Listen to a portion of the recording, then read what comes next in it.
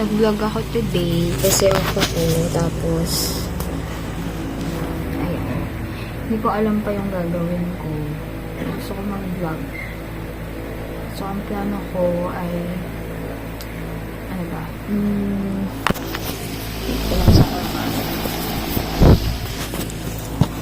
Ang plano ko ay papagawa ko yung cellphone. Hindi naman papagawa. Papapalitan ko yung tempered kasi sobrang barag-barag na. Tapos, actually night shift kakadating ko lang kasi off ako mamaya. Tapos, hindi ko alam. Aalis kasi yung asawa ko. So, naganap ako ng pwede kong gawin. Ano ba? Bili kaya ako ng bagong case, cellphone case. Na pang pag-good vibes lang. Or, plano kasi namin talaga umalis. Kapag tinatamad ako lumabas. Di ba? Bala na. O kung magne-Netflix na lang kami. Kaso ano yung magandang palabas sa Netflix ngayon. So, yun. Hindi ko alam. Baka maglinis na lang ako ng bahay. Umorder ako. Tapos, dito na sa bahay. Hindi ko alam. So, yun. Later na lang. Bye. Ayan. So, hindi pa rin alam gagawin ko. Hi guys! So, ayan. Nag-decide ako na, hindi ko alam kung aalis kami mamaya ni Daddy, ng aking asawa. Pero I decided na bumili ng mga foods. So, bumili ako ng karamihan na cake kasi Valentine's, diba? Charing. Hindi alam to ng asawa ko na bumili pa ako ng ganito. Ayaw na niya ng mga cake, pero favorite ko talaga yung karamihan, guys. Alam niyo kung bakit? Kasi hindi siya matamis. Hindi siya sa kagaya ng ibang cake na sobrang tamis. Tapos basta nakakaumay yung tamis na yun. Tara, buksan natin yung cake. Ito yung cake, guys. Pinadeliver ko siya sa Grab. Kung may kontis lang talaga sa Grab, naabot dito. Yun ang binili ko, kaso wala. Karamihan lang yung meron. So, meron silang ganito. I think, dumi na kuko ko. Tinatap siya sa cake. Tama ba? Pero hindi pa nilagay. Kasi baka tumapon. Ika lang, ha? Ito yung isa sa flavor na hindi ko pa natikman. So, ganyan yung itsura niya. So, ano pala nagpalagay ako ng hindi ko sure kung anong lasa niya. Pero pagkaramihan naman, masarap naman yun. Kasi natikman ko na yung ube nila, yung mango nila. So yun, natikman ko na yung ube nila, yung mango nila, yung parang sugar something, basta ganon.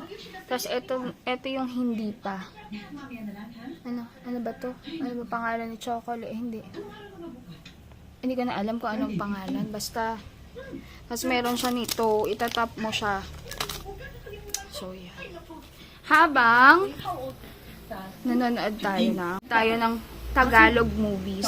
Bagets yan eh. Alam nyo ba? Kapag sa bahay ako, gusto ko nanonood ako ng mga Tagalog movies. Kasi, ewan ko, natutuwa ako. Ayan. Tapos, buksan ko nga yung ilaw. Wait lang. Tapos, mamaya, sabi ng asawa ko, daw kami. Meron daw siya kinakainan na, hindi naman fancy, pero sobrang lang, parang karinderya style na masarap na chicken, na para siyang, bagnet style na chicken. So, kakain daw kami doon. So, bala ko sana nang umalis, kasi nga, tinatamad ako. Sabi ko kanina magmamasoy ako, ganito, dami kong inaano, pero nakakatamad talaga. Wow. So, yun lang. Later na lang. Chill day today. Guys, ayan, dumating na isang order na pizza. Pizza Deria to dito sa Valenzuela. Wait lang. Masarap daw yan. So, check natin. Itsura.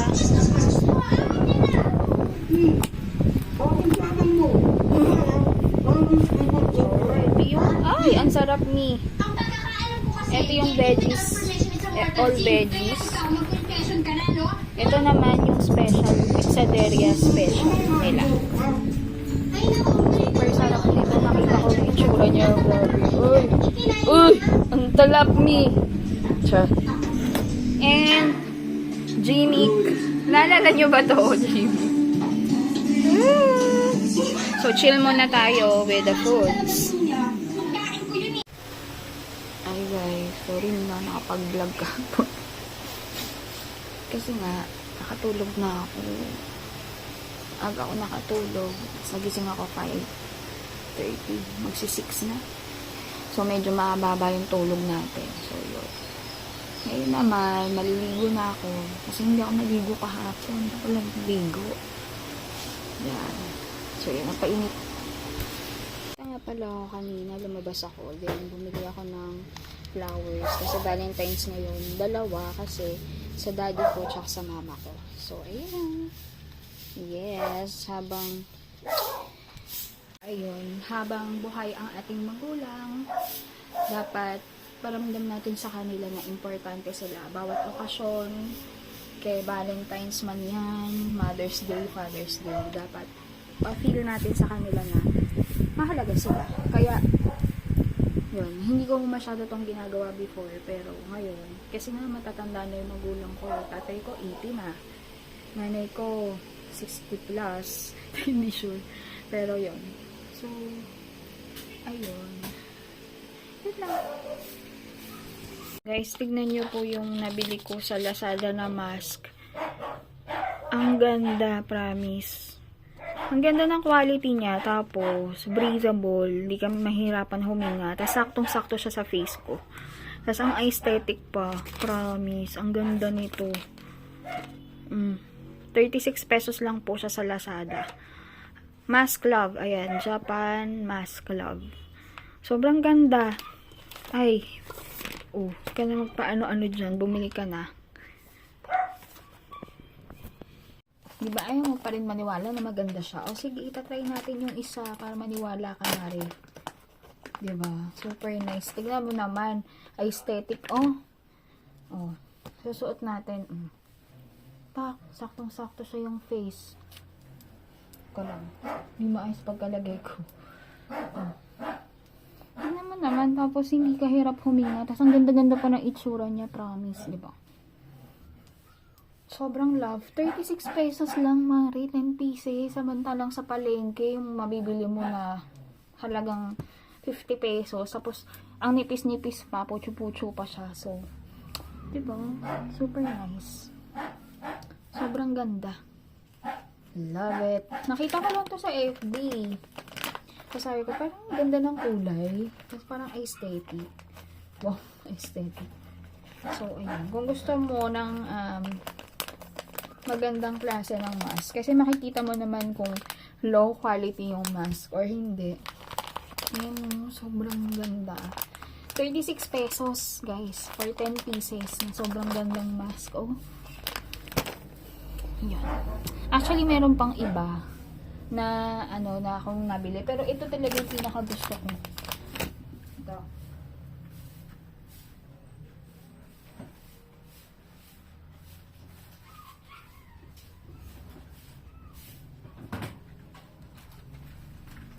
Ito guys.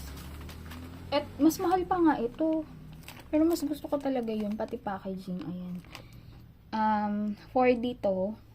I'm not sure kung ano to. Pero ito, 4D. Ayan.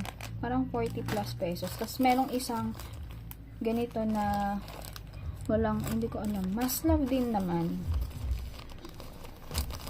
Pero, plastic lang yung lalagyan niya. Pero, maganda rin naman yung quality niya. So, makapal din siya. Pero, kasi akong binibili na 3D na mask, guys, hindi siya masyadong makapal. Ito kasi medyo makapal. Ayan. Halos same lang din naman nun. Pero, ang ganda rin. Makapal kasi ito. Yung isa kasi binibili ko before sa Shopee. Manipis. So, hindi ko alam kung ano kagan niya. Basta maganda yung quality ng Mask Love. And Japan siya. So, try nyo bumili sa Lazada, guys. Yan. Tapos, meron pa ako in-order na mask. Kasi, sa palengke ka bumili, ang apat, nasa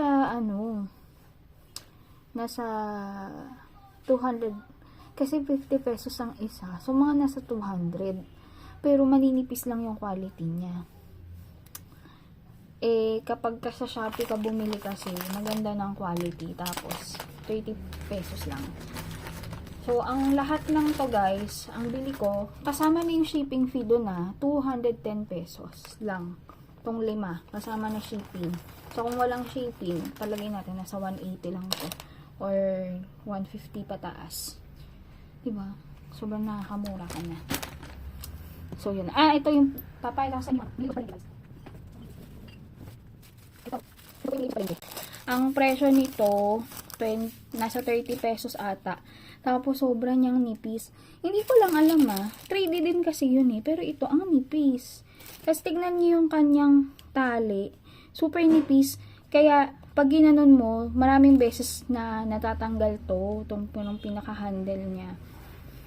Kaya, sabi ko, ang pangit naman. Kasi ito, actually itong 3D na ganito, ginagamit ko lang siya pag lumalabas ako. Bawa, may bibilhin, sa palengke, ganun. Hindi ko siya magamit sa ospital kasi parang wala kang protection dito. Di ko sure. Pero ang nipis. So, ayan, dito na kayo. Ang ganda ng quality, ang kapal.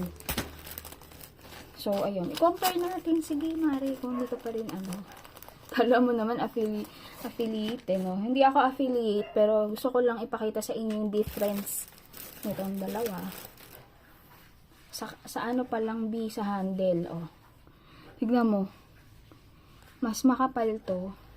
Ang nipis. Halos transparent siya, Apakanipis.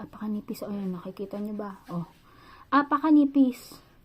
Samantalang ito, guys, ang kapal. Sobrang kapal. Kung makikita ninyo, 'di ba? Diba? Ano to, magkano to? Nasa 30 pesos. Ito, 36 pesos. Mas matibay, mas makapal. Diba? So, saan na kayo? Doon na kayo sa Lazada. Ito, mas love. Ang ganda ng quality niya. So, true lang. Walang kaemehan. So, iyon. Yun lang. Pinakita ko lang sa inyo.